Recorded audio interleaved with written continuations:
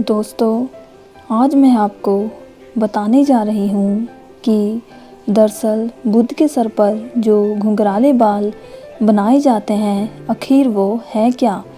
इसलिए वीडियो को पूरा देखिए। अगर वीडियो अच्छी लगे तो चैनल को सब्सक्राइब भी कर दीजिए। दरअसल गौतम बुद्ध की मूर्तियों अथवा चित्रों में आप उनके सर पर जो बाल देखते हैं, उसके पीछे एक रहस्य छुपा हुआ है और उस विषय में मनुष्यों में एक कहानी प्रचलित है। आज मैं आपको वो रहस्य और उससे संबंधित कहानी सुनाऊंगी, तो इस कहानी को पूरा सुनिए और इस पर अपने विचार भी बताइए। दोस्तों, आप तो सब जानते हैं कि बौद्ध धर्म विश्व का जाना माना धर्म है और आज के समय में पूरी दुनिया में बौद्ध धर्म के करोड़ों अनुयायी हैं। बौद्ध धर्म की शुरुआत गौतम बुद्ध द्वारा की गई थी। भगवान बुद्ध की हजारों लाखों प्रतिमाएं इस धरती पर हैं, जो अलग अलग कलाकारों द्वारा बनाई गई हैं। लेकिन बुद्ध की सभी मूर्तियों में एक बात बहुत कॉमन देखने को मिलती है, वो है महात्मा बुद्ध के घुंघराले बाल। गौतम बुद्ध की हर प्रतिमा में आपको घुंघराले बाल दिखेंगे, लेकिन एक कहानी के अनुसार इनकी सच्चाई कुछ और ही है, जो जानकर आप हैरान हो जाएंगे। असलियत में बुद्ध के सर पर जो हमें घुंघराले बाल दिखाई देते हैं, असल में वो उनके बाल नहीं बल्कि ढेर सारे घोंगे हैं। बौद्ध धर्म के त्रिपिटक में से विनय पिटक ग्रंथ में बौद्ध भिक्षुओं के विषय में कई दिशा निर्देश दिए गए हैं। उन निर्देशों के अनुसार आत्मज्ञान की प्राप्ति के लिए आपका तन और मन बिल्कुल पवित्र होना चाहिए। आपके तन की पवित्रता के साथ मन की पवित्रता भी बहुत ज़रूरी है।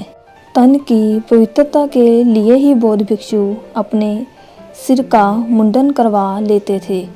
कहा जाता है कि सिद्धार्थ गौतम ने भी राज्य का त्याग करते समय मुंडन करवा लिया था। इस बात से साफ ज़ाहिर होता है कि गौतम बुद्ध भी आज के भिक्षुओं की तरह गंजे हुआ करते थे और आज के समय में उनकी मूर्तियों के ऊपर जो आकृति बनाई जाती है, वो उनके बाल तो नहीं हैं। पौराणिक कथाओं के अनुसार एक समय गौतम बुद्ध पेड़ के नीचे बैठकर ध्यान मगन थे। वह अपनी साधना में इतने ज़्यादा लीन हो गए कि उन्हें बाहर की दुनिया की कोई सुध बुध नहीं रही। उस समय गर्मी का मौसम था और सूरज ठीक उनके सर के ऊपर मौजूद था। जिस समय वह कड़ी तपस्या में लीन थे, उसी दौरान एक घोंघा उनके पास से गुजरा।